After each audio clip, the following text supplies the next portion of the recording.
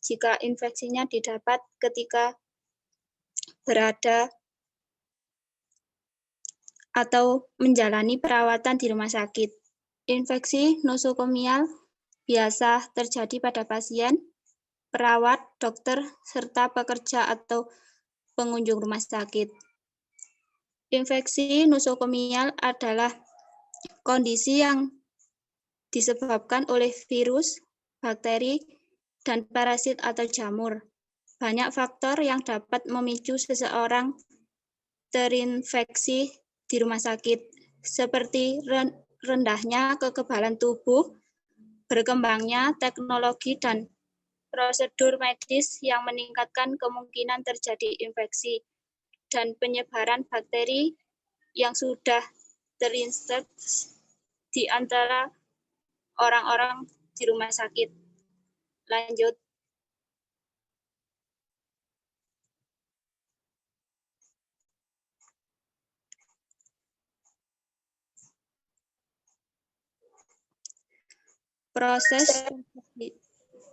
Proses terjadinya infeksi nosokomial. Infeksi nosokomial paling sering disebabkan oleh bakteri. Bakteri ini bisa terjadi pada pasien yang sedang mendapatkan perawatan di rumah sakit atau pasien dengan sistem imun atau daya tahan tubuh yang lemah. Selain bakteri, infeksi nosokomial juga dapat disebabkan oleh virus, jamur, dan parasit. Penularan infeksi nosokomial dapat terjadi lewat udara, air, atau kontak langsung dengan pasien yang ada di rumah sakit, perawat, pasien, dan orang yang berkunjung. Lanjut.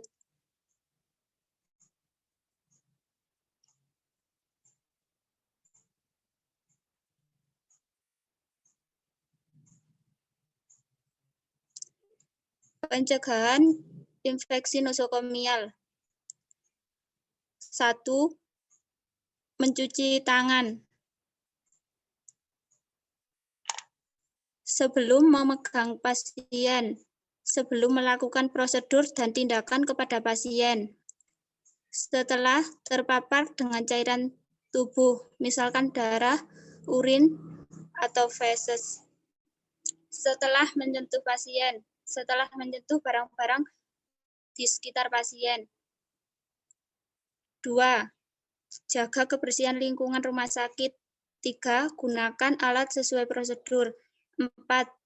Tempatkan pasien berisiko di ruang isolasi. 5. Gunakan APD atau alat pelindung diri sesuai SOP. Lanjut.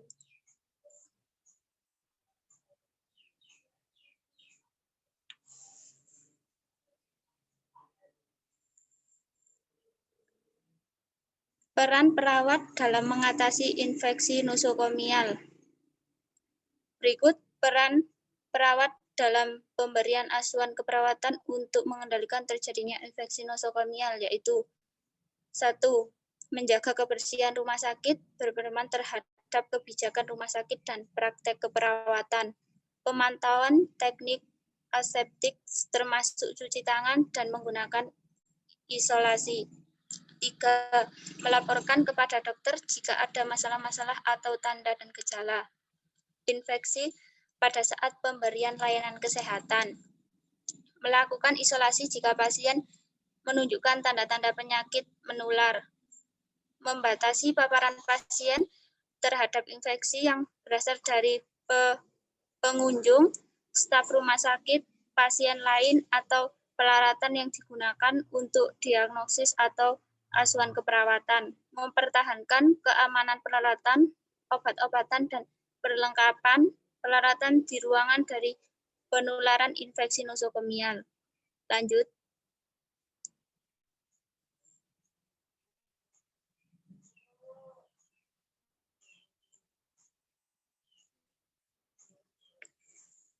Konsep asepsis adalah keadaan terbebas dari mikroorganisme penyebab penyakit seperti bakteri patogen, virus, jamur patogen, dan parasit, ada dua kategori, asepsis medis dan bedah. Gagasan pokok tentang asepsis berasal dari teknik antiseptik yang lebih tua.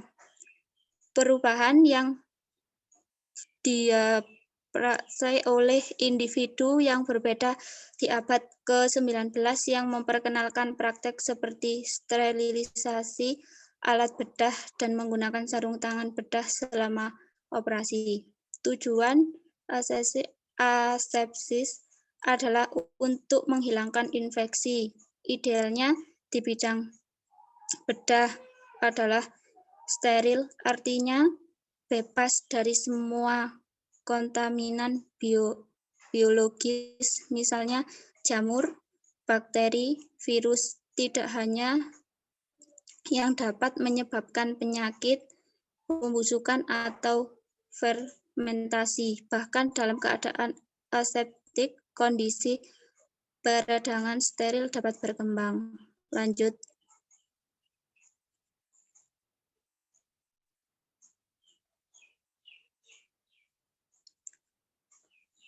Pengertian dekontaminasi, sterilisasi, dan desinfeksi.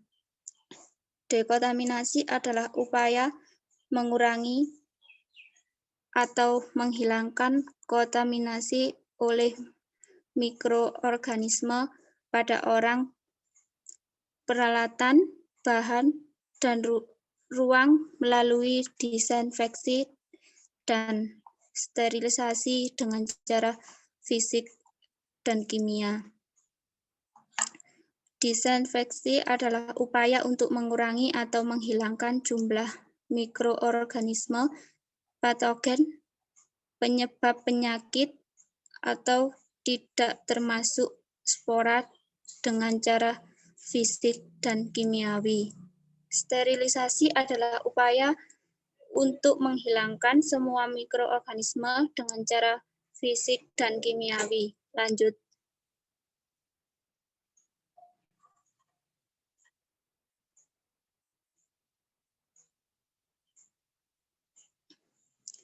Tujuan dekontaminasi adalah 1. Untuk mencegah penyebaran mikroorganisme dan kontaminan berbahaya lainnya yang dapat mengancam kesehatan manusia atau hewan atau merusak lingkungan. 2. Upaya mengurangi atau menghilangkan kontaminasi oleh mikroorganisme pada orang, peralatan, bahan, dan ruang melalui disinfeksi dan sterilisasi dengan cara fisik dan kimiawi. Tujuan disinfeksi. 1. Mencegah infeksi dengan bahan kimia. Proses desinfeksi bisa dibilang sebagai sebuah upaya untuk menghancurkan dan mencegah terjadinya infeksi dengan memakai peralatan bahan kimia yang dikenal sebagai disinfektan. Tujuan sterilisasi. 1. Untuk mencegah pencemaran organisme luar untuk mempertahankan keadaan aseptis, sedangkan pada pembuatan makanan dan obat-obatan, sterilisasi berfungsi untuk menjamin keamanan terhadap pencemaran oleh mikroorganisme. Lanjut.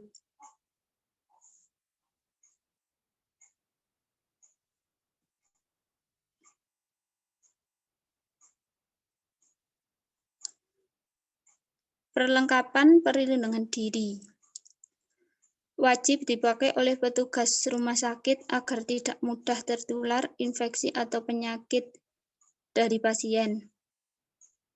APD digunakan untuk melindungi kulit dan selaput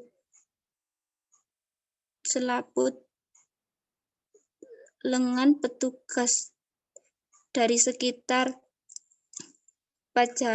pajanan darah, semua jenis cairan tubuh, sekret, ekskretas kulit yang tidak utuh, dan selaput lendir pasien. Jenis tindakan berisiko. Adapun jenis-jenis perlindungan diri sebagai berikut. 1. Sarung tangan.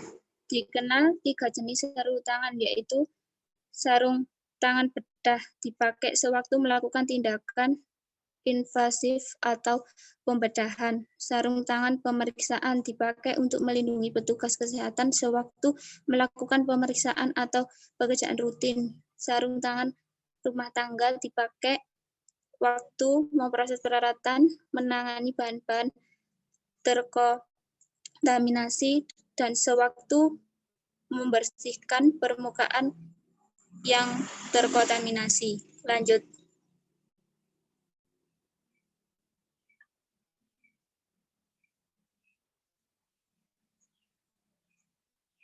2. Pelindung wajah atau masker. Pelindung wajah terdiri yaitu masker dengan berbagai macam bentuk terpisah, dan ada pula yang menjadi satu. Pemakaian pelindung wajah tersebut dimaksudkan untuk melindungi selaput lendir hidung, mulut, dan mata melakukan tindakan perawatan. Beberapa hal yang perlu diperhatikan ketika menggunakan masker. 1. Memasang masker sebelum memasang sarung tangan. 2. Tidak dianjurkan menyentuh masker ketika menggunakannya. 3. Mengganti masker ketika kotor dan lembab. 4. Melepas masker dilakukan setelah melepas sarung tangan dan cuci tangan. 5. Tidak membiarkan masker menggantung di leher. 6. Segera melepas masker jika tidak digunakan. 7. Tidak dianjurkan menggunakan kembali masker sekali pakai. 3. Gaun pelindung.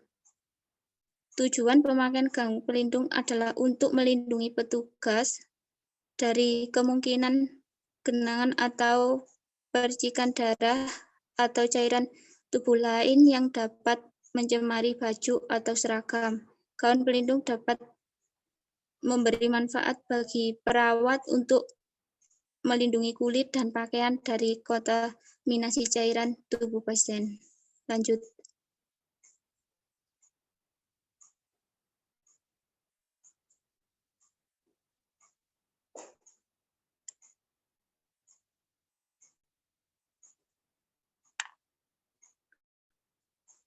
4. Penutup kepala. Tujuan pemakaian penutup kepala adalah mencegah jatuhnya mikroorganisme yang ada di rambut dan kulit kepada petugas terhadap alat-alat atau daerah steril, dan sebaiknya untuk melindungi kepala atau rambut petugas dari percikan bahan-bahan dari pasien. Budaya aman pada tiap tindakan. Pelaksanaan keselamatan dan kesehatan pasien bukan hanya sekedar menjadi standar kualitas pelayanan kesehatan, namun harus dapat diterapkan dengan menghadirkan diri dan menyadari rasa tanggung jawab untuk menerapkan pelaksanaan keselamatan dan kesehatan pasien. Infeksi nosokomial menjadi salah satu faktor dalam meningkatkan keselamatan dan kesehatan pasien, akan berpengaruh terhadap pencapaian keberhasilan mutu pelayanan rumah sakit. Untuk itu, maka diperlukannya pengetahuan, sikap, dan keterampilan sebagai perilaku yang dapat mencegah dan mengendalikan risiko infeksi nosokomial. Maka dari itu, kita wajib membudayakan keamanan pada tiap tindakan di rumah sakit. Lanjut.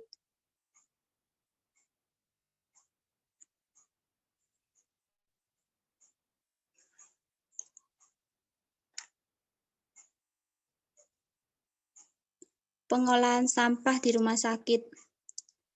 Salah satu kegiatan rumah sakit adalah sanitasi rumah sakit, di mana salah satu upaya yang dilakukan rumah sakit adalah pengolahan sampah.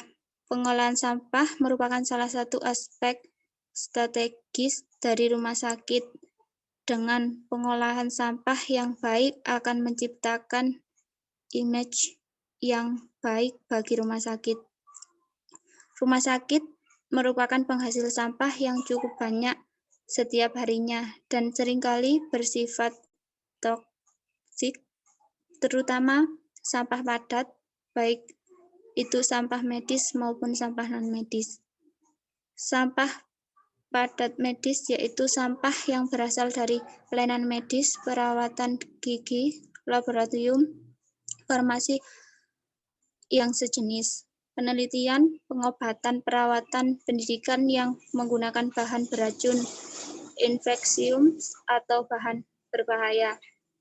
Sedangkan sampah padat non-medis adalah sampah yang berasal dari dapur, kantor rumah sakit, halaman, ruang-ruang perawatan, radiologi, atau hasil kegiatan lain yang tidak berhubungan dengan medis atau yang tidak mengandung bahan infeksium.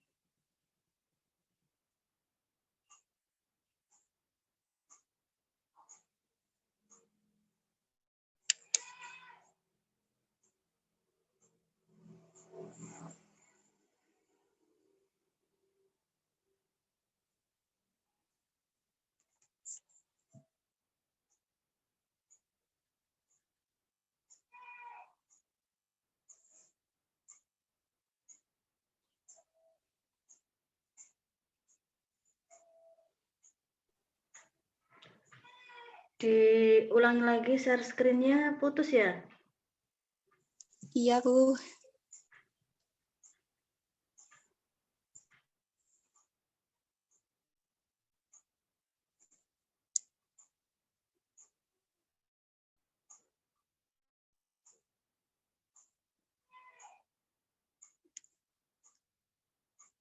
Sedangkan sampah padat non-medis adalah sampah yang berasal dari dapur, kantor rumah sakit, halaman, ruang perawatan, radiologi, atau hasil kegiatan lain yang tidak berhubungan dengan medis atau yang tidak mengandung bahan infeksium, beracun, atau bahan berbahaya.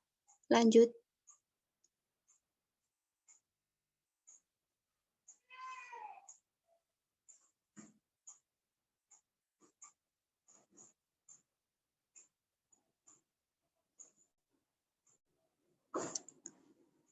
Pengaruh pengolahan sampah rumah sakit terhadap lingkungan dan kesehatan. 1. Timbulnya penyakit menular antara lain penyakit diare, kulit, demam berdarah, penyakit tifoid, kecacingan, dan lain-lain. 2. Gangguan genetik dan reproduksi, meskipun mekanisme gangguan belum sepenuhnya diketahui secara pasti, namun beberapa senyawa dapat menyebabkan gangguan atau kerusakan genetik dan sistem reproduksi manusia, misalnya pestisida, bahan radioaktif. 3. Merosotnya mutu lingkungan rumah sakit yang dapat mengandung dan menimbulkan kesehatan serta keluhan bagi masyarakat. 4. Sampah rumah sakit juga dapat mengandung bahan kimia beracun, buangan yang terkena kontaminasi, serta benda-benda tajam yang dapat menimbulkan gangguan kesehatan dan kecelakaan kerja. 5. Pengolahan sampah rumah sakit yang kurang baik akan menyebabkan bertebarannya sampah sehingga mengganggu kenyamanan pasien, petugas, pengunjung, dan masyarakat sekitar. Lanjut.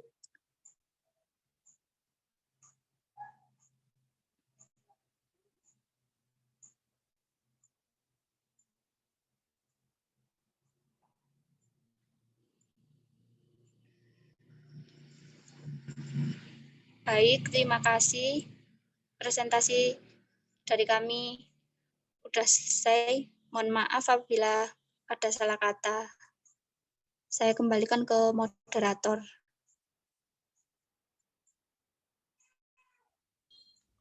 Terima kasih. Kalau ada pertanyaan, monggo. Saya Mbak mau bertanya. Ya, Mas Adi. Izin bertanya, apakah infeksi nosokomial bisa terjadi hanya terjadi di lingkungan rumah sakit? Apa bisa terjadi di luar lingkungan rumah sakit? Terima kasih, Mbak.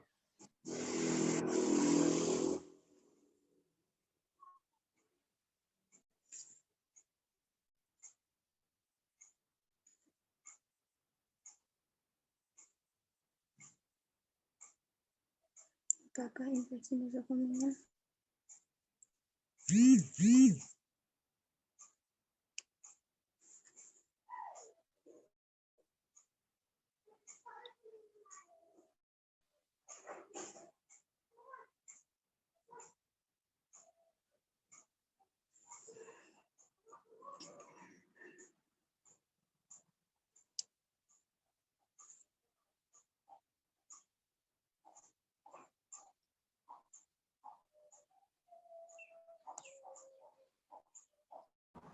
Izin bertanya.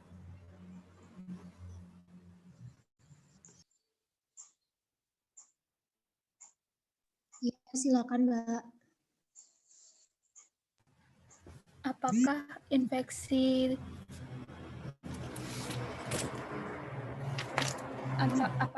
infeksi nosokomial itu kan tadi udah dijelaskan tentang pencegahannya. Nah, itu apakah sudah 100% efektif atau belum kan? Infeksi nosokomial itu dari virus kan ya. Berarti itu kan maksudnya meskipun kita udah melakukan pencegahan, masih ada peluang untuk tertular. Nah, itu upaya apa yang bisa dilakukan lagi kecuali yang udah dijelaskan tadi?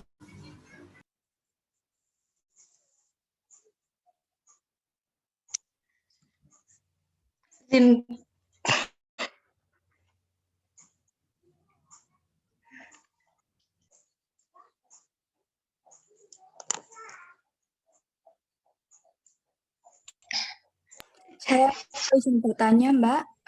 Apakah boleh? Iya, Mbak, silakan. Tadi kan ada pengertian dan tujuan dari desinfeksi, kontaminasi, dekontaminasi, sama sterilisasi. Lalu bagaimana cara atau tahapan melakukan desinfeksi, dekontaminasi, dan sterilisasi tersebut?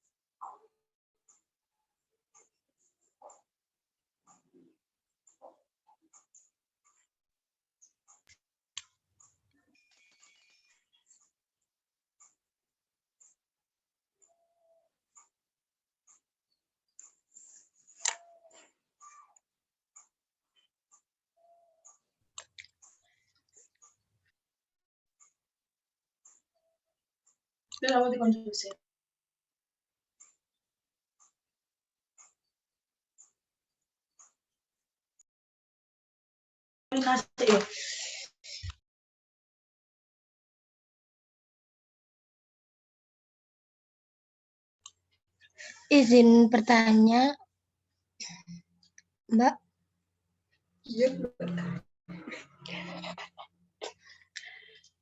Apakah masih boleh bertanya, Mbak? Ya, silakan, Mbak Ulin. Oh iya. Bagaimana cara meningkatkan imun tubuh? Bagaimana cara meningkatkan imun tubuh agar tidak terkena penyakit nosokomial? Terima kasih.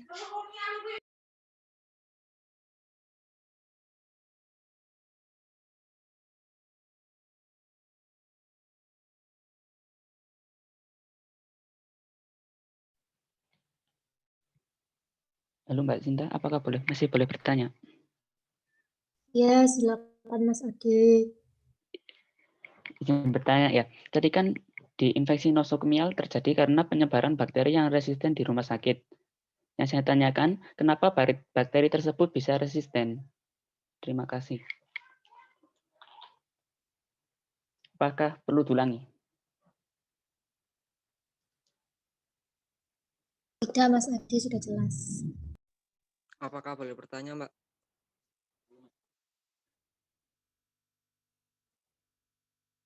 Iya, silakan. Siapa? Saya Haris. Bagaimana cara pemulihan atau penanganan ketika perawat terjangkit virus nosokomial?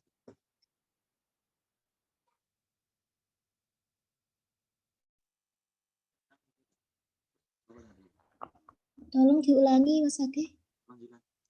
Mas Haris.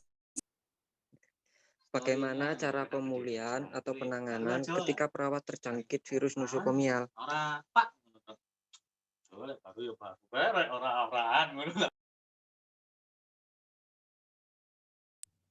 Baik, terima kasih. Pertanyaannya ditutup ya.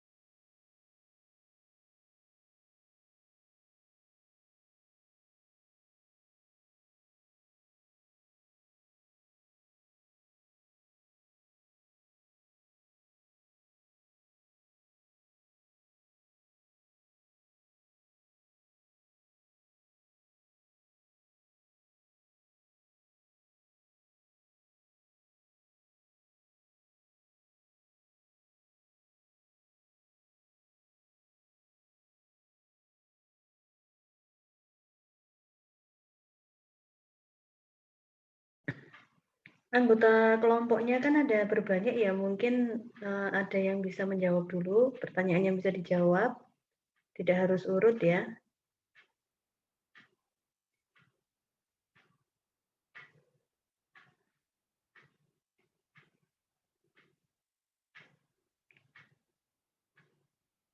Atau dari luar anggota kelompok, kalau misalnya mau menjawab boleh, kalau ada tadi ada pertanyaan, kemudian di luar penanya bisa menjawab pertanyaan yang tadi, bisa dibantu dari kelompok yang presentasi. Mau silahkan, bisa disebutkan nama, kemudian menjawab pertanyaannya siapa, gitu ya.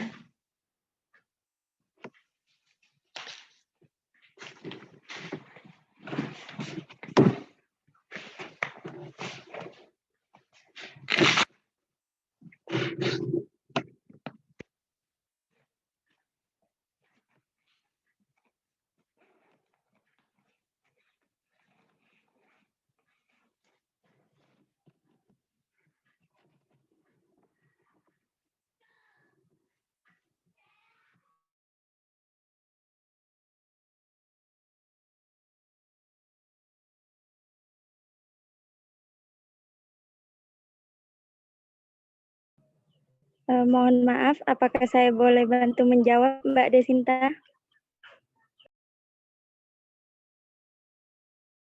Ya, silakan Mbak Asya. Saya bantu menjawab dari pertanyaannya Anggita mengenai bagaimana cara meningkatkan imun tubuh. Itu yang pertama, kita dari asupan pola makanan terlebih dahulu ya. Kita itu seperti perbanyak makan sayur, buah, seperti itu.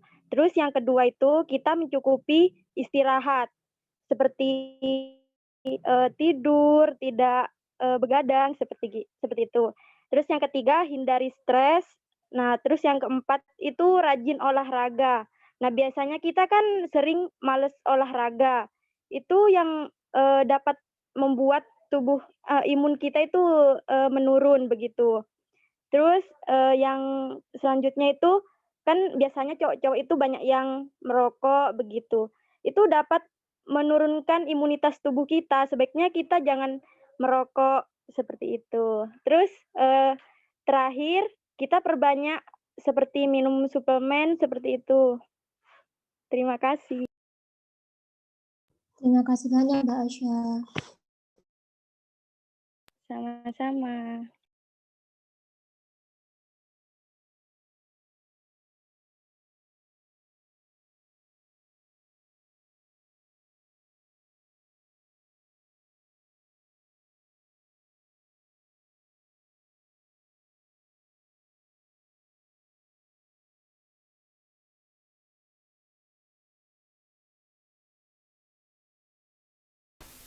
Mbak Jessica boleh bantu menjawab?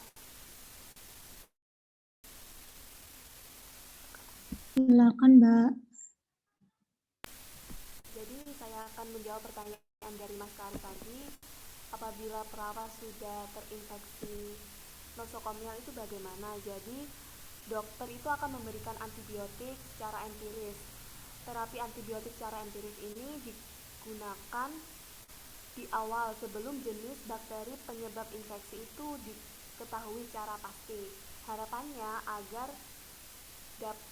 antibiotik tersebut dapat mengontrol atau membunuh bakteri penyebab infeksi sambil menunggu hasil kultur keluar. Setelah kultur itu keluar, pemberian antibiotik dan obat lain akan disesuaikan dengan jenis bakteri yang menyebabkan infeksi nosokomial tersebut. Begitu Mbak, terima kasih. Terima kasih banyak Mbak Salis.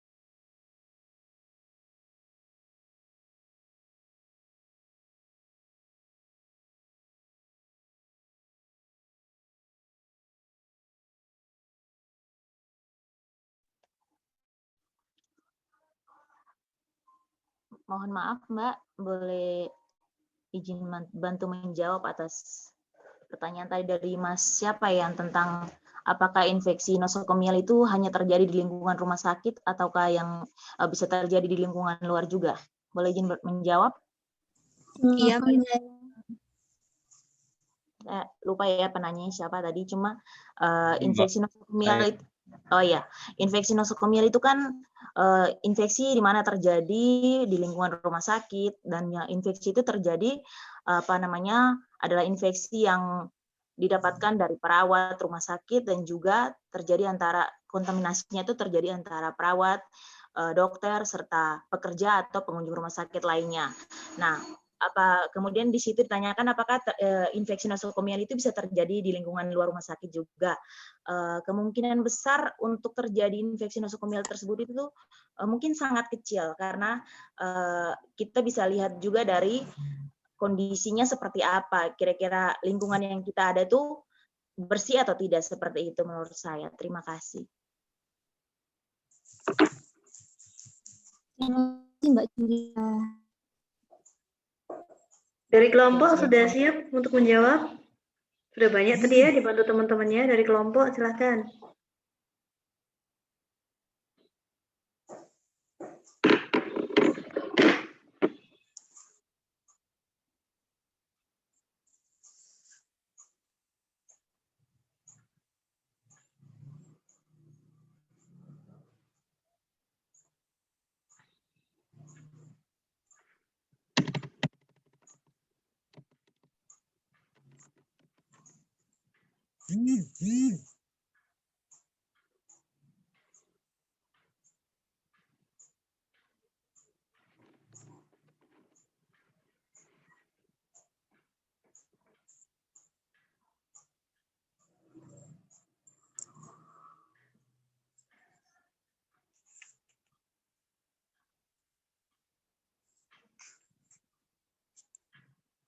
Berapa pertanyaan berarti yang belum terjawab, Mbak Desinta?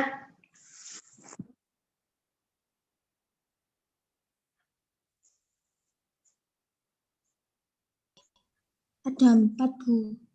Ya, silahkan dijawab. Desinta juga bisa menjawab kan ya, anggota kelompok ya, moderator sekaligus anggota kelompok ya. Iya, Bu, masih cari jawaban.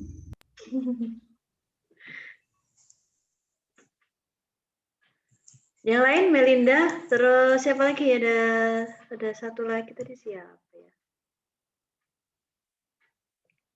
Ardiana, Bu. Oh iya. Bu.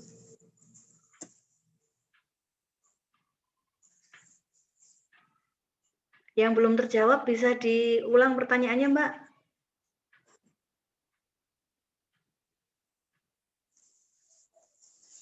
Dari Mbak Ulil tentang tahapan dokumentasi, sterilisasi, dan desinfeksi.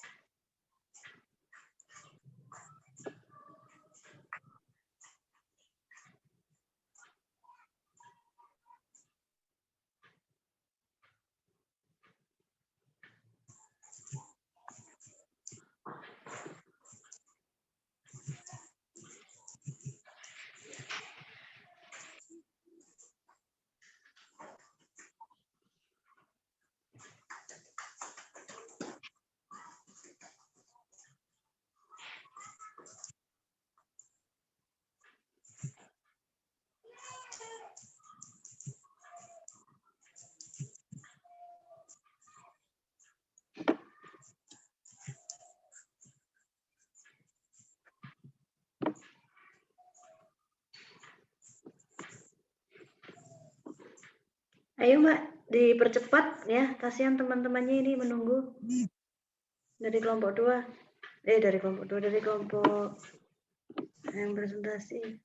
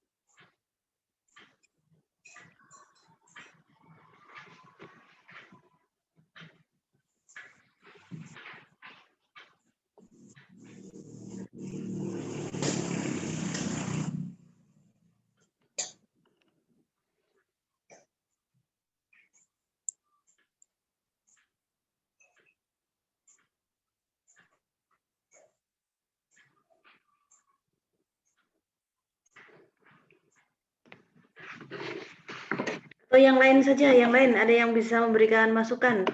Pertanyaannya tadi mulai dari apa tadi? Maksudnya mulai dari sterilisasi dan disinfeksi itu yang ditanyakan apa, saya juga kurang jelas. Maksud pertanyaannya. Bisa diulangi lagi kah yang bertanya tentang ini? Ya, Ibu. Saya yang bertanya. Tadi kan ada pengertian dan tujuan dari desinfeksi, dekontaminasi sama sterilisasi. Lalu bagaimana tahapan atau cara untuk melakukan desinfeksi, dekontaminasi dan sterilisasi tersebut? Nah, itu ya pertanyaannya, ada yang bisa dibantu menjawab.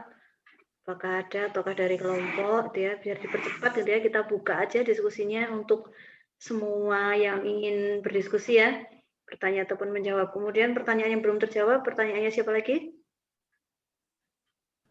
Saya, Bu. Ya, Anggita. Di videonya di on kan bisa, Anggita? Kameranya tidak bisa. Iya, baru berarti ya. Tadi pertanyaan saya kan infeksi nosokomial itu kan dari virus kan Bu. Terus kan tadi udah dijelaskan pencegahannya. Itu apakah sudah 100% efektif atau masih belum? Nah, kalau seumpamanya itu belum efektif, tindakan apa yang lebih bisa untuk menekan agar tidak terjadinya infeksi nosokomial tersebut? Terima kasih. Oke, jadi Anggita. Tiara. Siapa lagi yang belum terjawab pertanyaannya? Bisa langsung, kalau ada yang mau menjawab, bisa langsung menjawab ya. Tidak usah menunggu kelompok. Oke. Kemudian yang lainnya? Assalamualaikum, Bu. Hmm? Saya akan menjawab pertanyaan dari Mbak Mutiara. Oh ya, silakan. Tadi tentang tahap-tahapan dekontaminasi, sterilisasi, dan desinfeksi ya Mbak ya? Iya, Mbak. Kalau dekontaminasi itu tahapannya ada 2 Mbak, secara fisika dan kimia. Dan kalau secara fisika itu seperti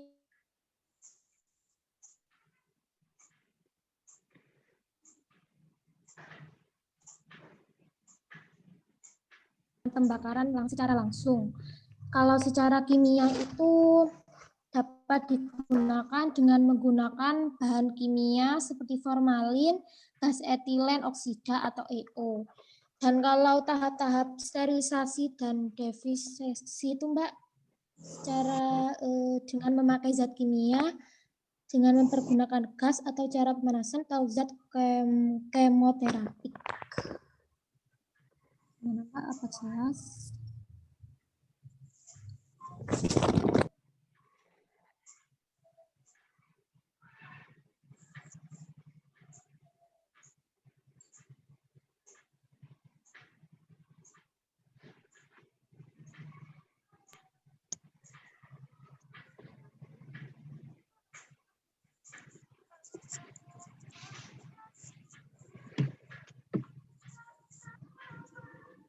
Boleh izin menjawab untuk pertanyaan dari Mbak Dewi Ulil?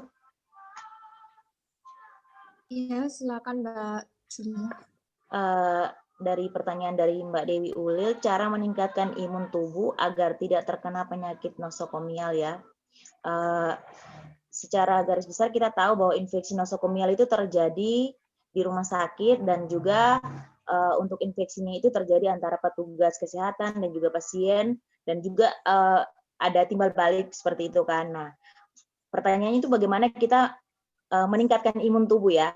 Kalau kita merasa bahwa imun tubuh kita tidak terlalu bagus, kesehatan kita kurang bagus, otomatis kalau misalnya kita dirinya sehat, nggak perlulah ke rumah sakit. Itu kan proses terjadi infeksinya itu sangat gampang sekali terjadi. Nah, kemudian bagaimana kita mau meningkatkan sistem imun tubuh kita itu mungkin dengan cara istirahat, terus mengkonsumsi buah serta vitamin seperti itu. Terima kasih. Terima kasih Mbak Julia.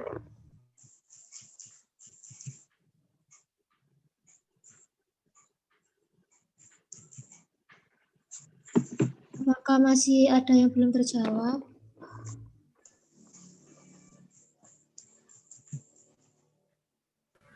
Pertanyaan saya, Mbak, yang belum dijawab.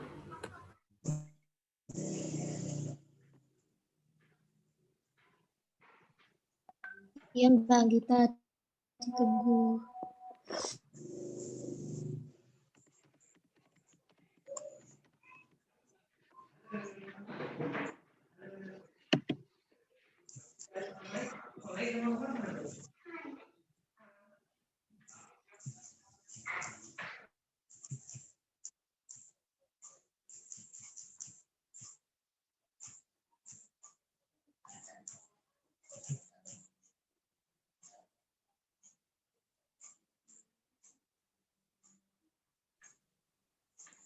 Ya, ada satu pertanyaan yang belum dijawab, bisa segera dijawab.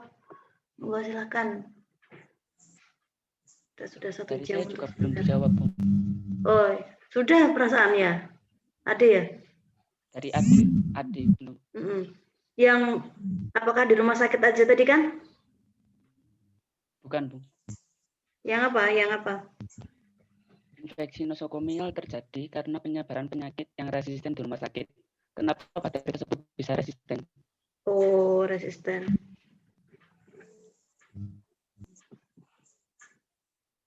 Ya, monggo silakan.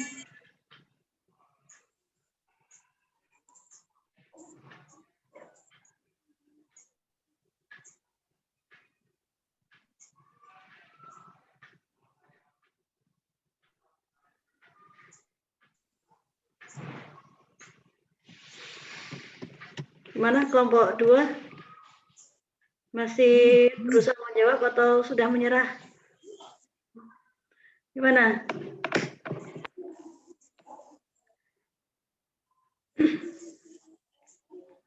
Ayo, kelompok 2. Ayo, kelompok yang presentasi.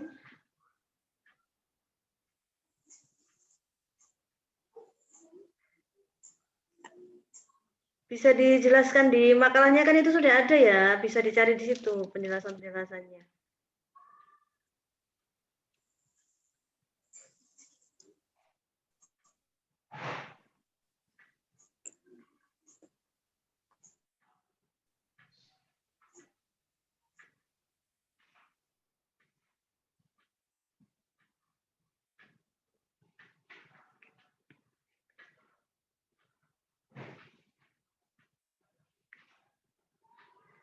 Ada?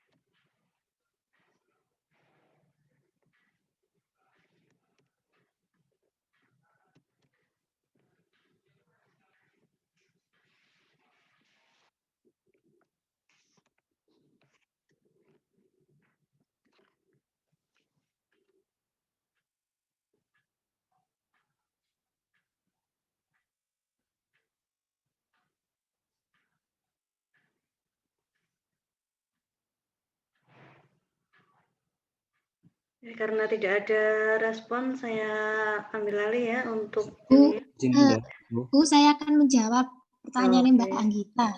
Monggo silakan, jangan terlalu lama ya. Tadi kan pertanyaannya Mbak Anggita itu apakah pencegahan tadi sudah 100% ya, pencegahan infeksi nosokomial itu apakah sudah 100% efektif apa enggak? Bisa jadi itu bisa efektif apa enggak Mbak, dengan kita tuh menjaga imun tubuh dan menjaga kayak pola kesehatan ya, menjaga imun tubuh dengan cara kita meningkatkan dengan imun tubuh kita, seperti menghindari stres, sering olahraga, terus seperti makan makanan yang bergizi dan mengkonsumsi makanan itu yang berserat, mengandung antioksidan. Terus seperti itu contohnya tuh kayak buah-buahan, sayuran, dan mengonsumsi makanan kaya akan vitamin dan mineral, Mbak, supaya tubuh kita itu sehat dan terhindar dari infeksi atau virus yang menyebabkan infeksi nosokomial tersebut. Jadi itu kayak pencegahannya itu nggak melalui luar, tapi juga dalamnya gitu loh, Mbak. Oh, jelas? Iya, terima kasih sudah jelas. Sama-sama, Mbak Agita. Izin menjawab, Bu, dari pertanyaannya Mas Ade. Iya, silakan Mas Akbar. Infeksi nosokomial terjadi karena penyebaran bakteri yang resisten di rumah sakit. Kenapa bakteri tersebut bisa dikatakan resisten? Karena bakteri nosokomial ini kebal dengan antibiotik atau susah untuk dimusnahkan, makanya disebut dengan resisten.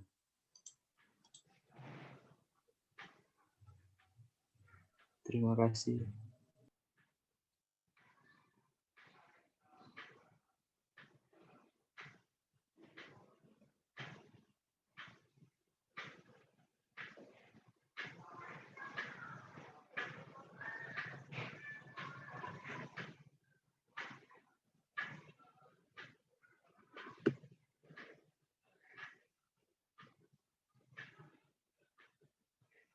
Oke, sudah ya? Masih ada yang belum terjawab? Sudah cukup? Mbak moderator, masih ada yang belum terjawab kah pertanyaannya teman-teman? Sudah, Bu. Oke, sudah. Saya akan lanjutkan ya, ini biar tidak terlalu bingung atau tidak terlalu lama.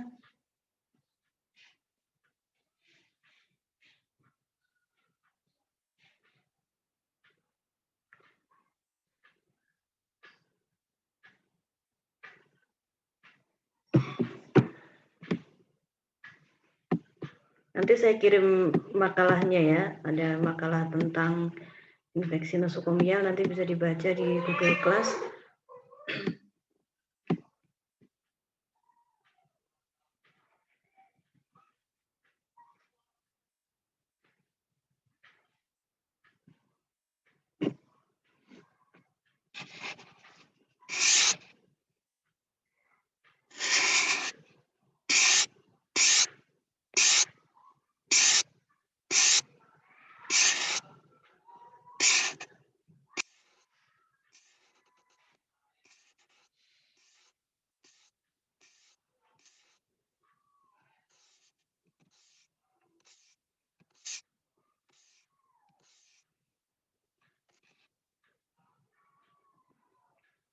Ya, saya menambahkan ya terkait dengan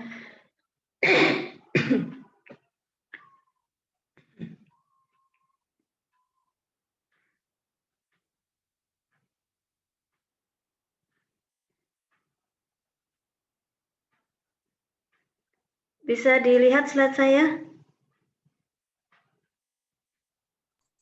Bisa, Bu. Bisa, Bu. Bisa, Bu. Ya, ini karena saya harus tethering dari HP, jadinya agak lama ya. Wifi-nya mati. Terkait dengan infeksi nosokomial. Nah, infeksi nosokomial ini adalah infeksi yang tadi sudah dijelaskan oleh kelompok. Infeksi ini murni berasal dari rumah sakit. Jadi infeksi yang terjadi di dalam rumah sakit. HAI istilahnya ya, Hospital Associated Infection. Jadi infeksi yang terkait dengan pelayanan kesehatan atau terkait dengan rumah sakit. Jadi segala infeksi yang terjadi di rumah sakit, nah muncul di rumah sakit yang terjadi pada pasien ini disebut dengan infeksi nosokomial. Bagaimana proses penyebarannya. Jadi penyebarannya itu bisa dilihat ada 3 gambar itu. Ada di rumah sakit ini ada pasien, kemudian ada lingkungan sekitar rumah sakit gitu ya. Kemudian ada pekerja kesehatan. Nah, penyebaran penyakitnya ini bisa berasal dari pasien ke pasien atau dari tenaga kesehatan ke pasien atau dari lingkungan ke tenaga kesehatan kemudian ke pasien ya. Yang artinya adalah ketika pasien ini dirawat ya, ciri-cirinya apa? Infeksi nosokomial. Sebelum dirawat dia tidak menderita penyakit ini, tetapi tiba-tiba ketika sakit muncul manifestasi klinis yang berbeda. Misalnya adalah pasien datang dengan kondisi demam, gitu ya. Kemudian pasien ini datang dengan murni demam, observasi febris. Kemudian setelah dirawat 3 hari berikutnya, kenapa kok tiba-tiba pasien menjadi batuk-batuk? Ya, semula tidak ada batuknya.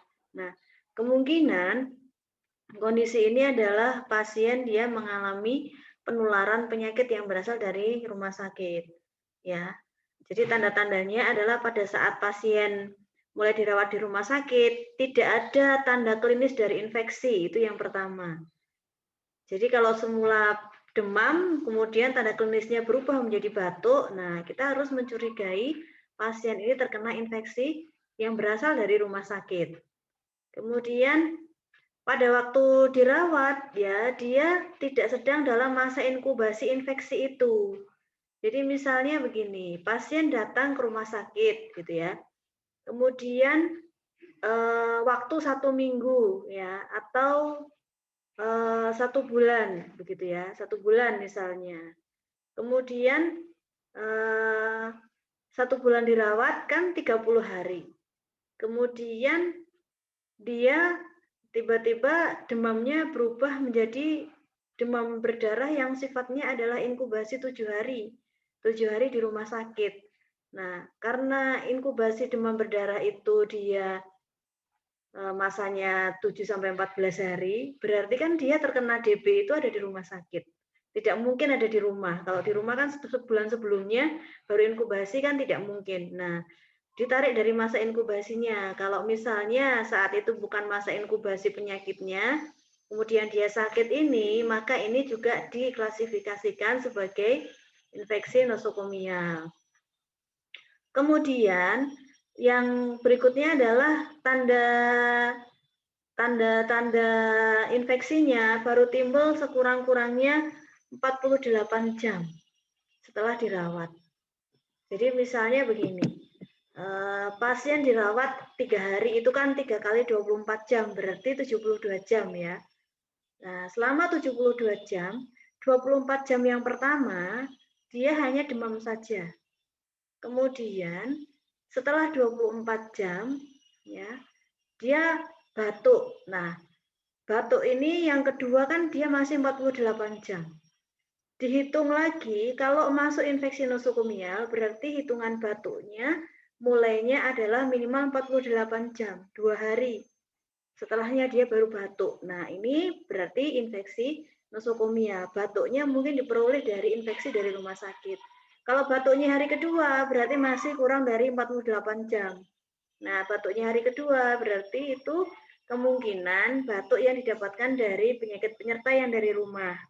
Jadi mungkin virus dan bakterinya dari rumah, berarti itu bukan infeksi nosokomial. Nah, itu adalah pengertian dari infeksi nosokomial.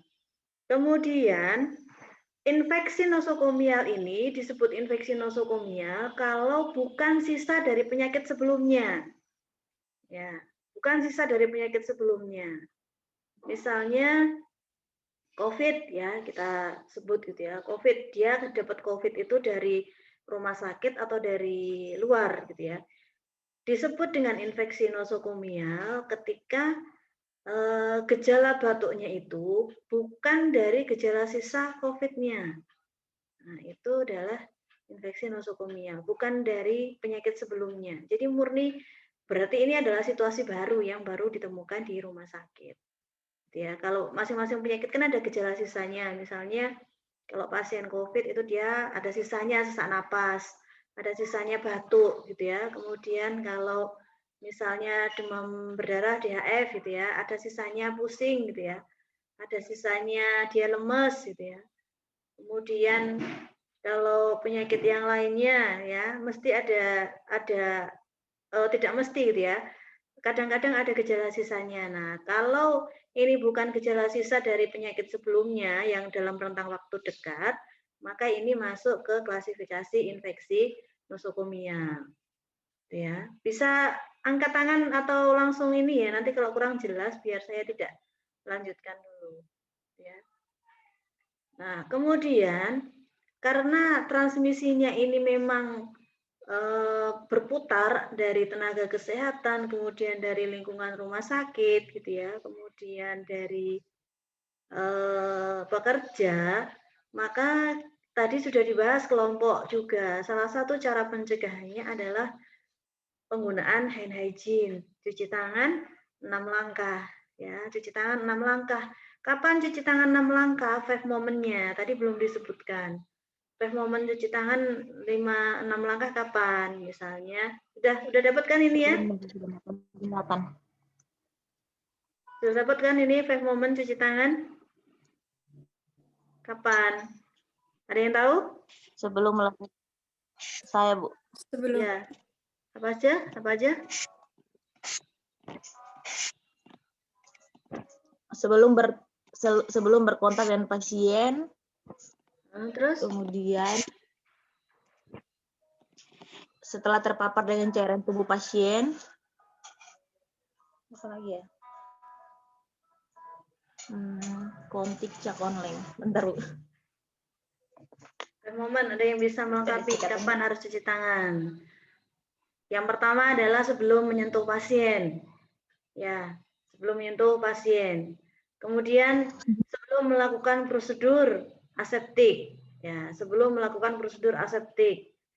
Ya, sebelum membersihkan badannya pasien ya, sebelum mendesinfeksi pasien, sebelum melakukan prosedur-prosedur kepada pasien ya. Ini harus cuci tangan. Kemudian yang ketiga adalah setelah apa itu? Setelah terkena cairan yang berasal dari pasien. Ya, baik terkena atau terpapar atau paparan cairan tubuh pasien, urin dan segala. Itu juga harus cuci tangan. Kemudian setelah menyentuh pasien, itu juga harus cuci tangan. Ya. Yang kelima setelah menyentuh lingkungan pasien. Nah, yang terakhir adalah setelah menyentuh lingkungan pasien. Ini adalah 5 moment hand hygiene untuk pencegahan primer terjadinya infeksi nosokomial. Jadi bisa kita bayangkan kalau misalnya tenaga kesehatan setelah menyentuh pasien, membersihkan cairan urin misalnya. Kemudian prosedur berikutnya Anda harus membenahi bajunya pasien. Kalau tidak cuci tangan dulu, kuman yang berasal dari tempelan di sisa-sisa urobagnya ini kan nempel di handscoon atau nempel di tangan. Nah, kalau tidak dicuci tangannya, Anda pegang selimut, akhirnya pindah ke selimutnya pasien. Gitu kan? Kalau pasiennya pegang selimutnya, pindah ke tangannya pasien. Pasiennya gosok-gosok matanya, pindah ke matanya pasien. Akhirnya terjadi iritasi. Kenapa kok bisa iritasi matanya? Kenapa kok bisa ada gangguan, ada infeksi, ada virusnya di matanya? Karena perawatnya lupa tidak cuci tangan setelah melepas urobagnya, padahal tidak langsung bersentuhan dengan mata pasien. Nah, ini adalah perjalanan infeksi nosokomial.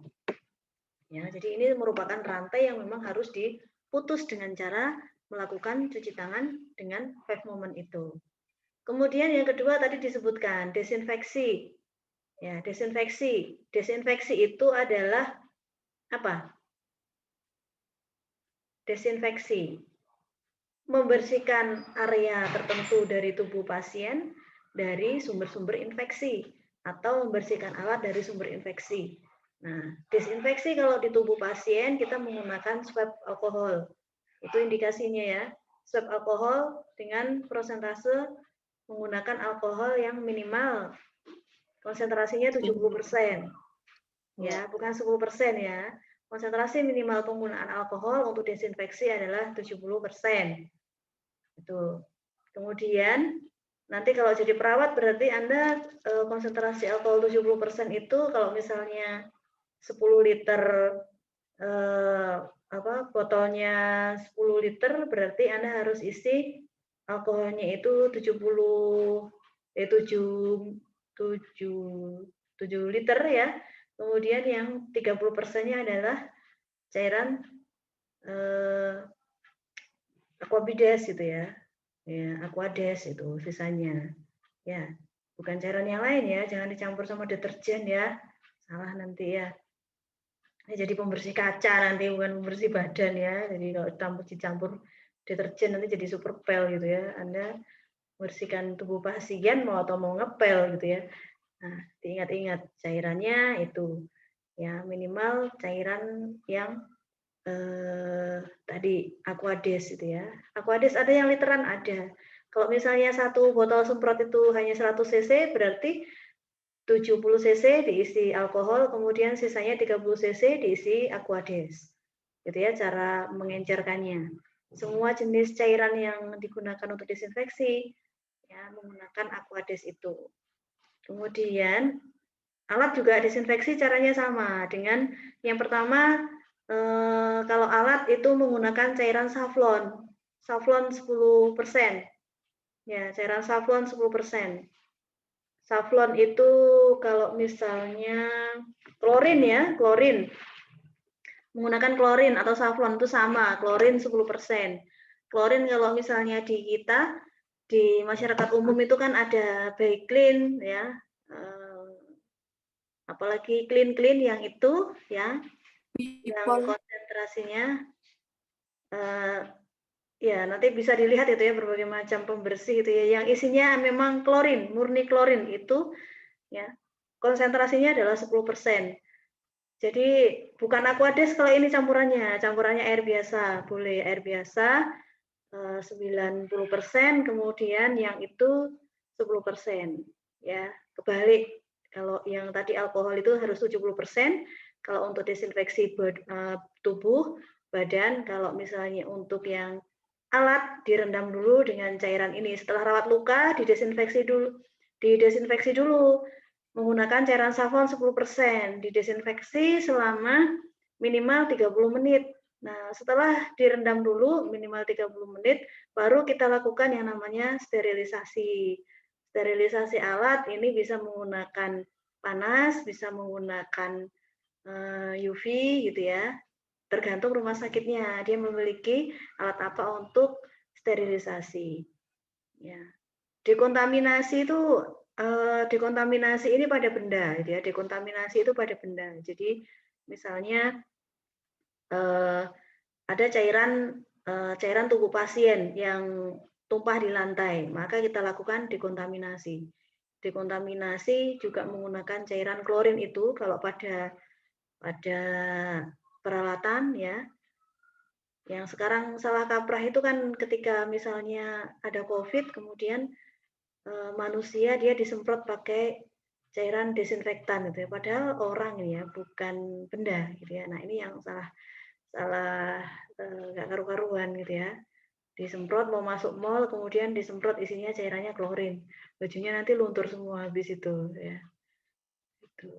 Nah, ini desinfeksi itu misalnya di lantai ada kotoran, kemudian jatuh gitu ya, maka kita harus desinfeksi urinnya, bekas urinnya ya disinfeksinya dengan cairan klorin 10% tadi. Ya. Dekontaminasi gitu, dekontaminasi. Hampir sama dengan desinfeksi, tapi desinfeksi itu biasanya istilah digunakan untuk body gitu ya, human body itu desinfeksi. Ya, dekontaminasi itu biasanya pada peralatan.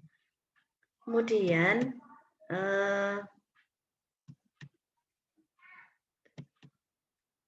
bagaimana sumber-sumbernya? Tadi ada yang mengatakan kalau misalnya infeksi nosokomial itu sebenarnya virus atau bakteri gitu ya. Tadi ada yang nyebut virus, ada yang menyebut bakteri gitu ya. Penyebabnya macam-macam gitu ya. Ada yang virus, ada yang bakteri, ada yang jamur.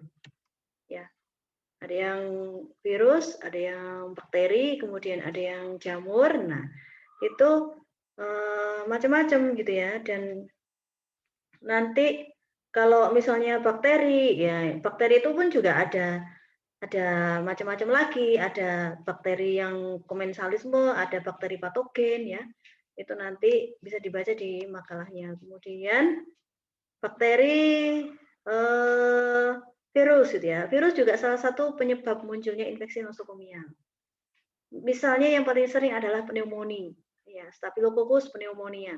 Nah, pneumonia ini ada beberapa macam. Ada pneumonia yang terkait dengan pasien, kemudian ada pneumonia yang terkait dengan ventilator. Ventilator associated pneumonia, VAI istilahnya. VAI, ventilator associated infection. Jadi pada pasien yang tidak sadar, ini kan ada yang dipasang ventilator di ruangan ICU. Ya, sudah pernah ya tahu ventilator ya? Sudah tahu? Kalau belum nanti googling ya, ventilator itu seperti apa. Ada yang sudah tahu? Ada yang belum tahu?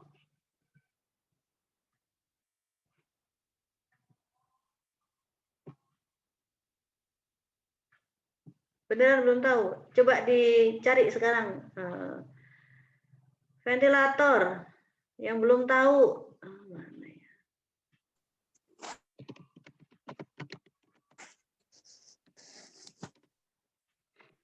Ya, ventilator ini kan biasanya dipasang pada pasien-pasien yang mengalami penurunan kesadaran, kemudian terjadi gagal napas. Maka dia harus dibantu dengan alat pernapasan buatan. Alat pernapasan yang dari mesin yang kita sebut dengan ventilator. Ya, nanti bisa dilihat ventilatornya itu seperti apa. Ya, cari di Google ya. Ventilator gambarnya. Nah, pada pemasangan ventilator, kalau misalnya tidak sering dilakukan perawatan pada selangnya, jadi kan ada selang yang terhubung di saluran pernafasannya, ya, yang bunyi tit. Nah, di ruangan ICU, nah itu kan ventilator ya. Nah, kalau misalnya tidak dilakukan perawatan selang pada ventilator, nanti akan menjadi resiko pneumonia terkait dengan ventilator. Semula dia tidak ada pneumonia, tidak ada radang paru-parunya, tetapi ketika menggunakan ventilator, kok jadi radang paru-paru gitu ya, yang disebut orang-orang menyebutnya paru-paru basah ya, radang paru. Nah, ini karena kesalahan tenaga medis tidak melakukan perawatan berkala pada selang ventilatornya.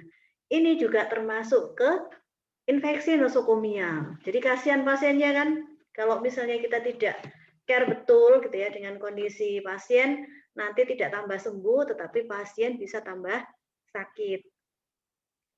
Kemudian ada lagi parasit ya, parasit misalnya Aspergillus gitu ya, atau Scabies, fungi gitu ya. Masuk rumah sakit dia cantik, bersih, badannya ganteng gitu ya, cakep ya. Keluar rumah sakit gatal-gatal gitu ya. Kenapa? Kena Scabies. Ada jamur, tidak diganti bednya, spraynya tidak diganti ya sampai dia seminggu 2 minggu perawatnya tidak melakukan verbed. Nah, ini menjadi perantara munculnya infeksi nosokomial yang baru. Contohnya adalah Scabies, kemudian dermatitis gitu ya, dermatitis kontak gitu ya, dengan adanya permasalahan itu tadi, tidak mengganti spray. Kemudian, nah, infeksi nosokomial nanti ada tempat distribusinya sendiri. Ini saya sharekan aja nih ya. Nanti bisa di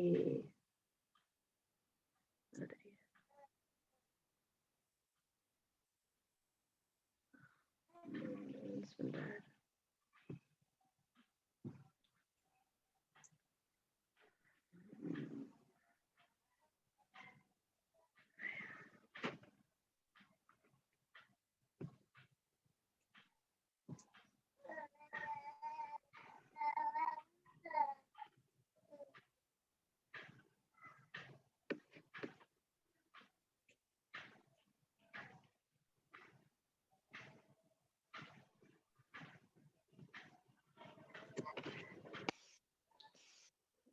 Jadi baca ya nanti semester ya.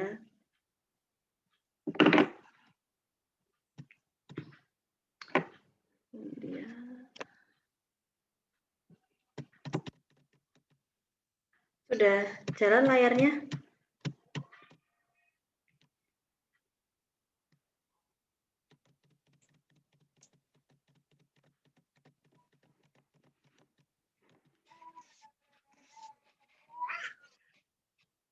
Oke, sambil menunggu ya. Ini bentar.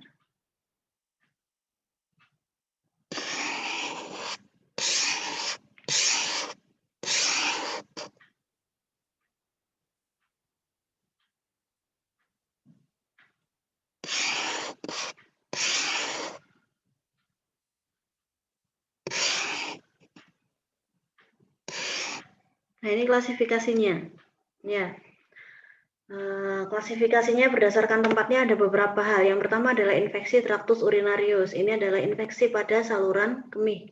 Ya, biasanya penyebabnya adalah karena E. coli ataupun yang lainnya. Kalau misalnya pada pemasangan kateter, ya, ini infeksi ini ya dominan karena penggunaan kateter jangka panjang. Jadi kateter urin, ya, kalau tidak diganti selang atau tidak dilakukan perawatan selang secara berkala, ini bisa mengakibatkan infeksi. Ya, selangnya kan bolak-balik isinya kan air kencing gitu ya. Kalau tidak diganti, ya nempel-nempel di selangnya, nanti lama-lama akan terbentuk koloni bakteri. Nah, koloni bakteri contohnya misalnya adalah E. coli, kemudian ada Klebsiella. Nah, Klebsiella ini adalah salah satu jenis bakteri yang resisten dengan antibiotik. Tadi ada pertanyaan, kenapa kok bisa resisten? Nah, ini tergantung jenis bakterinya. Misalnya dia pasien ini sudah lama menggunakan obat-obatan. Kemudian dia juga menggunakan kateter. Nah, karena kondisi bakteri Klebsiella ini dia memang sudah kondisinya resisten terhadap antibiotik, diberikan obat apapun, antibiotik apapun, dia sudah tidak berespon, ya. Akhirnya tetap muncul infeksi di urinnya.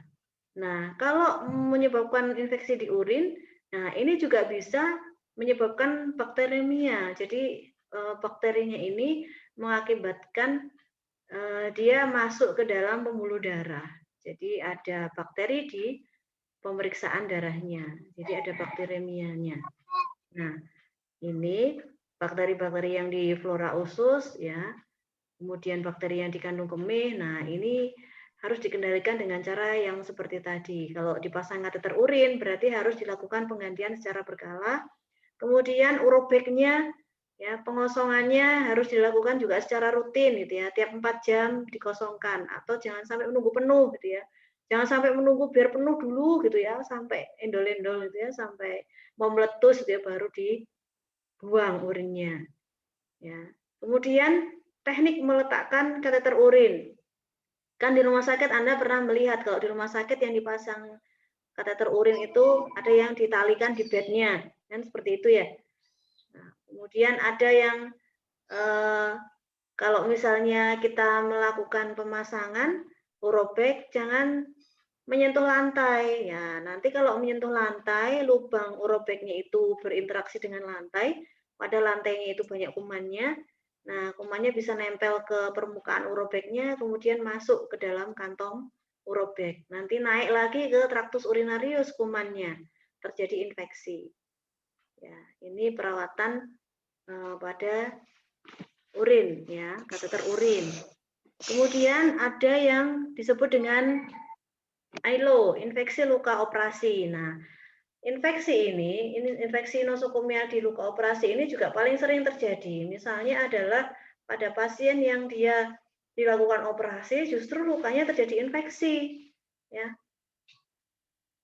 Ya, misalnya ada nanah gitu ya di sekitar jahitan luka. Dia ketika masuk ruangan operasi, kemudian dilakukan pembedahan, kan dijahit itu. Nah, kalau misalnya teknik penjahitannya tidak steril atau alat-alatnya tidak disterilitas dengan baik, kemudian kliniknya juga klinik biasa-biasa saja, ya tidak ada cek terkait dengan sterilitas alat, mungkin di rumah sakit yang belum begitu bagus gitu ya, alatnya gantian. Nah, yang faktor risiko ini biasanya pada klinik-klinik yang dia buka secara mandiri ya, ada operasi-operasi kecil gitu. Nanti ketika setelah dijahit gitu ya, ternyata muncul pusnya ya, pusnya purulen warnanya sampai kuning gitu ya, di sekitar luka operasi. Nah, ini justru akan menambah lama perawatannya. Jadi kalau pasiennya itu setelah dioperasi kemudian ada nanahnya dari luka operasinya, dia harus memperpanjang masa rawat inapnya. Nah, caranya bagaimana? Kalau untuk mencegah infeksi luka operasi ini ya dengan sterilitas alat tadi. Jadi menggunakan sterilitas alat gitu ya, kemudian peralatan-peralatan dokternya, staf lainnya gitu ya, harus betul-betul steril saat melakukan melakukan tindakan operasi. Kemudian pneumonia. Nah, tadi sudah saya sebutkan ya, pneumonia. Nosokomial terkait dengan pneumonia. Ya, pneumonia ini yang paling sering terjadi tadi adalah VAI ya, ventilator associated infection. Caranya sudah saya sebutkan tadi, dilakukan perawatan selang ventilator secara berkala gitu ya. Kemudian kalau misalnya bisa diganti selangnya yang reversible, bisa diganti dengan selang yang lain. Kemudian infeksi nosokomial yang lain adalah bakteremia. Jadi munculnya bakteri di pembuluh darah. Nah, ini tidak banyak gitu ya. Jadi kasusnya juga ada gitu ya, tetapi tidak banyak. Misalnya adalah infeksi yang dia terkait dengan pembuluh darah. Misalnya adalah pada saat injeksi intravena, suntikan langsung ke vena menggunakan jarum suntik, atau ada pada saat melakukan suntikan gitu ya, jarumnya gitu ya, bukan jarum yang steril. Mengambil darah ternyata spet yang digunakan semula steril, kemudian karena kesalahan prosedur dari perawat, jarumnya dipegang-pegang ya akhirnya menjadi tidak steril. Jarum dipegang dengan handscoon atau terkontaminasi bahan yang lainnya, akhirnya tidak steril, terus ditusukkan ke pasien. Nah, ini akhirnya kan masuk ke pembuluh darah. Nanti kalau seperti ini bisa muncul bakteremia. Ya. Terutama misalnya ada pemasangan kateter vena sentral atau CVC gitu, ada infus yang dipasang ke vena sentral yang di dada ya, biasanya di leher, di dada, di sini di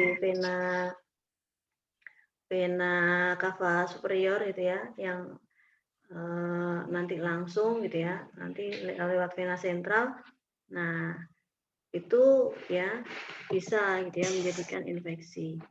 Kemudian ada lagi kalau infeksi terkait dengan pemasangan infus, misalnya adalah plebitis ya, plebitis bengkak ya kan, pernah kan pasien diinfus kemudian tangannya bengkak. Nah, ini juga kejadian plebitis namanya. Kalau misalnya terjadi seperti ini, harusnya dilakukan perawatan selang infus. Jadi perawatan daerah sekitar injeksi infus itu memang harusnya dirawat juga, dibersihkan kasanya. Kalau misalnya ada yang kotor, tangannya juga harus didesinfeksi di sekitarnya. Tidak hanya dibiarkan pasien masuk, setelah pulang baru diganti.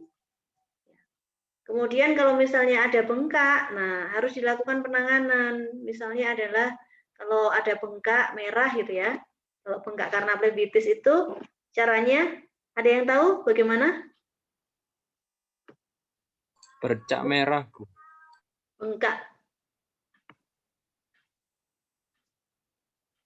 Bengkak bukan bercak. Bengkak setelah dilakukan pemasangan infus 2 hari kemudian tangannya jadi bengkak, infusnya jadi macet. Bagaimana caranya melakukan perawatan karena plebitis ini? Diberi apa kira-kira agar tidak bengkak? Di AF kemudian pemasangan ulang, Bu. Di AF pemasangan ulang itu kalau alternatif terakhir. Sebelum itu apa yang harus dilakukan? bisa kompres hangat pada tangan pasien, Bu. Ya, kompresnya kompres hangat. Ya, kompres hangat ya, bukan kompres dingin ya. Kalau bengkaknya karena benturan, Anda menggunakan kompres dingin. Tapi kalau misalnya ada pembuluh darah yang terbuka, ya, kalau misalnya pada flebitis, menggunakan kompres hangat. Kalau misalnya dikompres tidak bisa, ya harus dilepas, harus di-off ya. Kemudian dipasang yang baru di lokasi yang berbeda.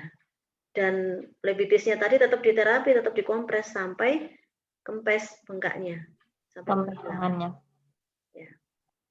Ini sudah surgical site infection, kemudian urinary infection, respiratory, ya, kemudian kateter, ya, yang vascular catheter infection, ya, ini misalnya adalah flebitis, kemudian ada inflamasi, ya, kemudian septikemia. Nah, tanda-tandanya kalau septikemia itu biasanya dia demam. Ya, kemudian dilakukan pemeriksaan kultur, ada bakterinya. Kemudian terkait dengan infeksi nosokomial ini, nanti yang lain bisa dibaca. Nah, tadi faktor yang mempengaruhi itu memang salah satunya adalah faktor imun ya. Tadi sudah dijelaskan bagaimana caranya untuk meningkatkan imun. Kemudian yang berisiko yang lainnya adalah terkait dengan umur ya. Lansia, kemudian anak-anak itu lebih berisiko. Ya, karena sistem imunnya kalau anak-anak belum begitu bagus, kemudian kalau yang lansia dia sudah mulai menurun sistem imunitasnya. Kemudian ada penyakit penyerta atau penyakit dasar, misalnya yang bersifat imunosupresan. Dia menggunakan obat-obat anti dia menggunakan obat-obat penekan sistem imun. Misalnya adalah seperti ini, ada tumor, leukemia, kemudian diabetes, gagal ginjal, termasuk penggunaan obat-obat kortikosteroid ya. Kalau kortikosteroid itu sifatnya dia menekan sistem imun, termasuk penggunaan obat-obat antibiotik ya. Kemudian kortikosteroid itu kan mensupresi sistem imun. Jadi tidak baik sebenarnya penggunaan obat-obat ini yang memang tidak direkomendasikan kemudian pakai antibiotik. Demam sedikit-sedikit pakai antibiotik. Kita mensupresi sistem imun yang sudah dimiliki. Jadi ditekan sistem imunnya. Kemudian kalau misalnya dilakukan pembacaan lab ya, nanti kita sistemnya adalah ketika diberikan terapi obat maka petanda infeksinya akan menurun. Nah, itu padahal sistemnya adalah menekan sistem imun. Termasuk penggunaan obat-obat tipes gitu ya. Chloramphenicol, kol. Nah, itu kan juga kortikosteroid gitu ya. Yang bisa menekan sistem imun. Kemudian faktor yang lain adalah lamanya rawat inap. Nah, kalau ada pasien yang terlalu lama dirawat inap, ini juga bisa menimbulkan kejadian infeksi nosokomial. Makanya sekarang standar perawatan di rumah sakit, kalau dia sakitnya biasa gitu ya, 3 hari perawatan harus pulang. Ya, 3 hari dipulangkan. Karena memang ada penelitian yang menunjukkan bahwa ada hubungan antara lamanya rawat inap dengan kejadian infeksi nosokomial. Kenapa? Karena kalau lama-lama di rumah sakit nanti terjadi kolonisasi bakteri. Jadi bakteri yang dari luar atau dari dalam itu potensial akan menulari pasien, gitu ya. Kemudian kalau perawat bagaimana? Ya perawat memang resiko tertular dan terkena infeksi nosokomial. Salah satu caranya adalah dengan meningkatkan sistem imun karena memang tugasnya di situ. Kemudian yang lain dengan rotasi ruangan. Jadi tidak selalu ada di ruangan infeksi gitu ya. Dia setelah periode berapa bulan, ya 6 bulan, per 6 bulan ada rotasi ruangan. Tapi kalau di Indonesia itu rotasi ruangan itu paling cepat 2 tahun biasanya. Jadi 2 tahun kemudian pindah, 2 tahun pindah. Kalau tidak begitu nanti terpapar juga oleh penyakit yang ada di situ. Kemudian lama pemakaian antibiotik. Nah, lama pemakaian antibiotik. Ada penelitian yang menyebutkan bahwa penggunaan amoksan, penggunaan antibiotik spektrum luas, antibiotik yang menggunakan 5 hari dengan 3 hari, efektivitasnya sama. Tapi masih banyak tenaga kesehatan yang memilih menggunakan antibiotik ketika resep obat itu ada yang sampai 5 hari. Nah, padahal 3 hari itu hasilnya sama antara 3 dengan 5. Makanya nanti penggunaan antibiotik ini sekarang juga sudah diperketat, tidak terlalu lama gitu ya, karena nanti akan lebih mudah terjadi resisten gitu ya, resisten terhadap antibiotik. Kemudian penggunaan antibiotik secara benar. Nah, ini juga akan mengurangi terjadinya resistensi antibiotik. Kalau antibiotik memang minimal 3 hari konsumsi harus tuntas. Kalau belum 3 hari diputus, nanti resisten kumannya. Jadi setelah sakit nanti kita menggunakan antibiotik yang sama, tidak akan menimbulkan respon dari kuman atau bakterinya itu. Jadi dia sudah kebal gitu ya, menggunakan, misalnya saya dapat resep gitu ya, Amoxan misalnya. Kemudian harus habis 3 hari. Ternyata karena yang satu kali lupa ya, dikonsumsinya tidak murni 3 hari gitu ya. Nah, ini juga menimbulkan kondisi resisten juga gitu ya. Harus tepat waktu meminumnya, kemudian harus tuntas penggunaan konsumsi antibiotik minimal selama 3 hari. Tuh, kalau misalnya nanti di rumah sakit Anda memberikan obat itu kalau 3 kali sehari, berarti Anda harus betul-betul menjadwal obat ini kalau 3 kali sehari ya 24 jam dibagi 3 ya, per 8 jam minum obatnya kalau dosis 3 kali 1. Jangan seperti kemarin sebelum kuliah keperawatan saya minum obat 3 kali 1 pagi siang sore. Nah, kan salah kaprah ini ya.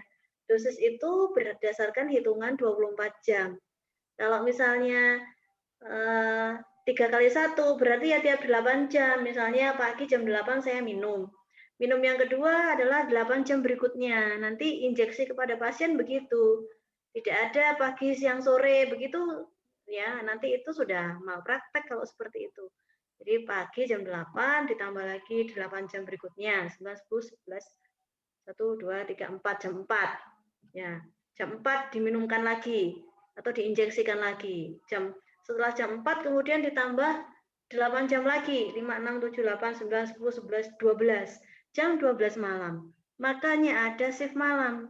Kenapa? Karena ini untuk terapi-terapi yang seperti ini. Jam 12 harus bangun untuk injeksi. Iya, jam 12. Anda harus tepat waktu, tepat ininya. Jangan semaunya sendiri, karena hitungannya adalah 24 jam.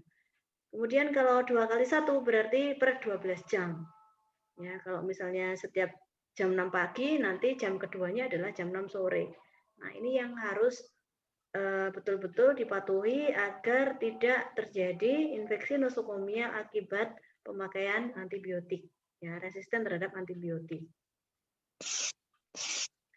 Kemudian apalagi tadi penggunaan kateter tadi sudah ya, kateter vena sentral atau CVC gitu ya. Kemudian ya, ada penyumbatan, ada trombosis ya, bengkak di sepanjang pembuluh darah vena tadi sudah kita bahas caranya bagaimana ya. Kalau ada penyumbatan gitu ya, plebitis atau bengkak, merah, nyeri sepanjang vena, nah ini dilakukan kompres hangat, kemudian perawatan IV lain secara berkala, kateter urin gitu ya, jangan ditaruh di bawah mendekati lantai, kemudian harus rutin gitu ya, dibersihkan isinya. Kemudian ada endotracheal tube ya, ET. Nah ini ya. Ini tadi ETT yang dipasang ini sebagai penyambung dari ventilator gitu ya, menuju ke selang ventilator kan mesti ada pemasangan ETT dulu. Ada ETT yang dimasukkan ke dalam ya sampai ke saluran pernafasan pasien untuk membuka jalan nafasnya, kemudian baru disambungkan dengan selang ventilator. Nah, ETT ini harus dirawat secara berkala untuk menghindari kejadian infeksi nosokomia. Kemudian terkait dengan kebijakan rumah sakit, ya, tadi ya desinfeksi, dekontaminasi, kemudian sterilisasi. Kalau dengan pencegahan ini apakah semua virusnya tadi sudah efektif akan hilang gitu ya? Belum tentu gitu ya. Belum tentu, karena kan kita tidak tahu ini virus ini dia larinya kemana, bakteri ini larinya di mana, dia kan tidak kasat mata. Walaupun sudah cuci tangan gitu ya, faktor tenaga kesehatannya sudah 5 moment, tapi pasiennya tidak mau cuci tangan. Atau ada anggota keluarga yang dia tiba-tiba datang kemudian tidak cuci tangan. Ya, nanti siklusnya akan muter lagi gitu ya, terjadi infeksi lagi. Kemudian kalau pasien-pasien dengan kondisi khusus, pasien-pasien pneumonia, bisa kita lakukan isolasi. Jadi ada ruang khusus yang memang untuk pasien-pasien infeksi. Jangan dijadikan satu pasien infeksi dengan pasien yang non-infeksius. Jadi ada yang penyakit menular dan tidak menular. Nah, penyakit menular itu misalnya kan seperti pneumonia gitu ya, kemudian apalagi COVID gitu ya, jelas ya, yang penyebabnya virus itu pasti nular. Ya, penyebabnya virus itu pasti menular. Bakteri itu juga pasti menular. Jangan dijadikan satu dengan pasien-pasien yang non-infeksi atau penyakit bawaan, misalnya hipertensi. Hipertensi kan nggak nular ya. Ada yang pernah ketularan hipertensi? Temannya hipertensi terus ketularan gitu ya. Kan enggak. Ya. Kemudian ada DM gitu ya, pasien DM. Kan nggak menular ini. Ya. Nah, pasien yang infeksi dengan non-infeksi ini harus dipisahkan, diisolasi di ruangan sendiri untuk pasien yang infeksi, ya, pasien-pasien infeksius. Makanya di rumah sakit kan ada khusus ruangan infeksi, ada khusus ruangan untuk penyakit kronis, itu ada sendiri. Nah, ini adalah salah satu upaya untuk menghindari penularan. Apalagi kalau HIV gitu ya, HIV itu khusus ruangannya isolasi, di ruangan isolasi khusus HIV. Karena tingkat paparan penularannya juga lebih tinggi. Jangan sampai pasien HIV sebelahnya bednya pasien DM ya. Nanti kasihan yang sudah terkena DM dia ketularan virus HIV. Begitu ya. Ini adalah kebijakan terkait dengan rumah sakit. Nah, ini lingkungan rumah sakit. Ya, tadi isolasi, kemudian pengaturan udara. Nah, pengaturan udara ini kalau di ruang operasi gitu ya, ada ruangan dengan tekanan apa? Positif atau negatif? Ruangan tekanan, ada ruangan tekanan negatif. Jadi udara di situ tidak bisa keluar dari ruangan itu, gitu ya. Bisanya udara masuk, tetapi tidak bisa udara dari ruangan itu keluar ke ruangan yang lain. Ya, dengan pengaturan tekanan negatif. Misalnya pada ruangan operasi, kemudian pada ruangan infeksi tadi ya, ruangan tekanan negatif. Ruangan COVID itu juga ruangannya tekanan negatif ya.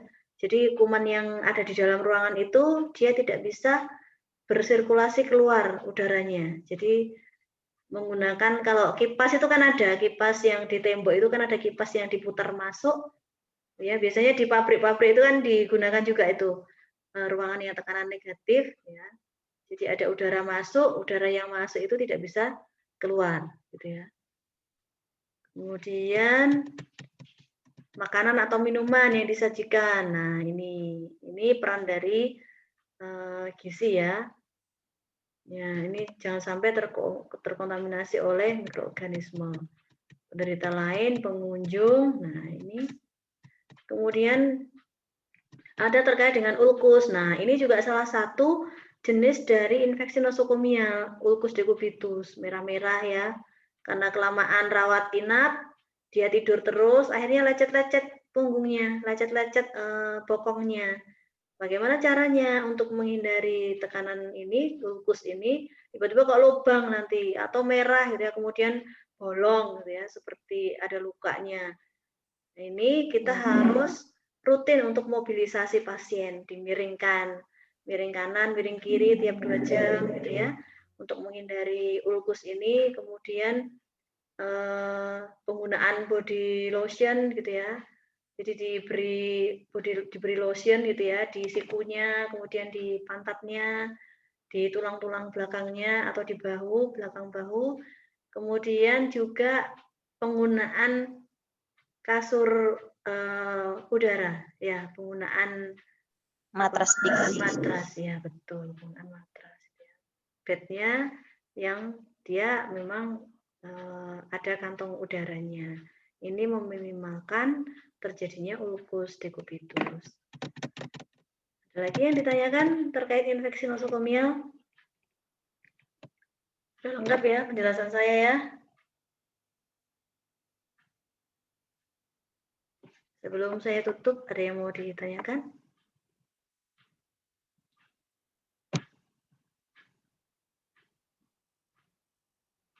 Ini baru ada yang mau masuk ya. Ada yang mau ditanyakan sebelum kita tutup? Salis, saya mau dong di foto Salis gitu ya dari sini gitu ya.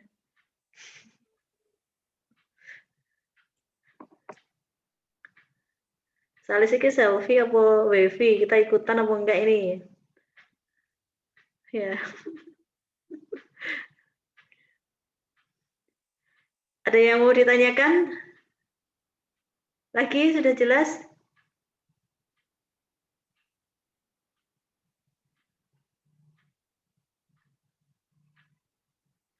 Yang tadi bertanya, adakah yang belum terjawab pertanyaannya?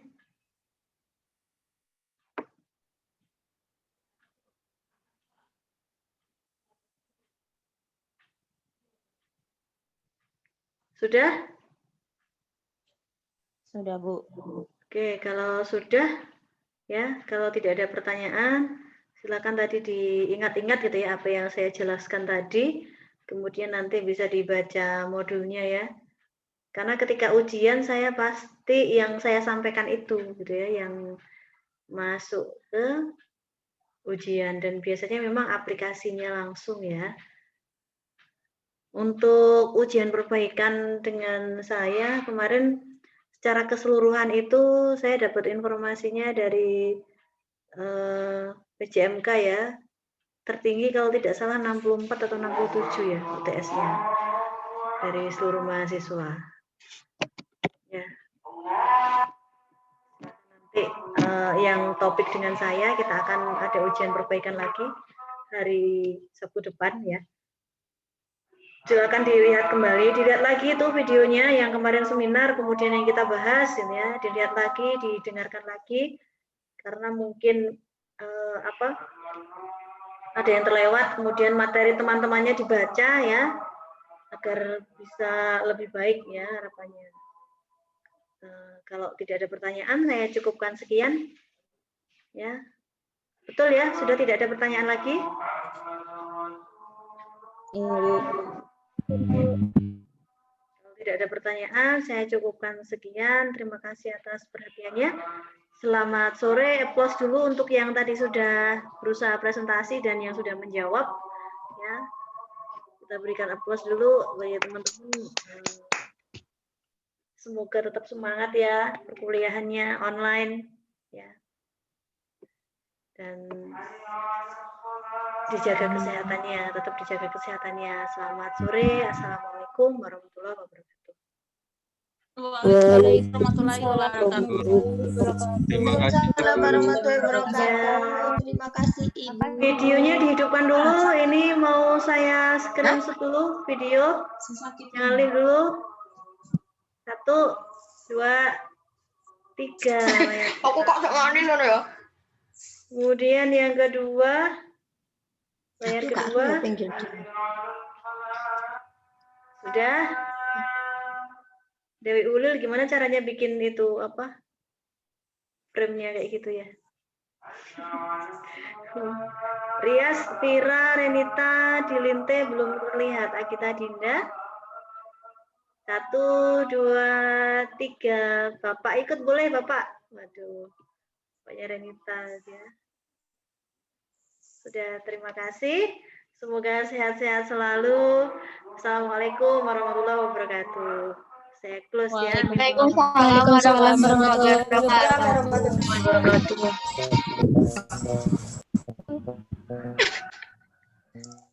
Sing dia dilinte bayin lho.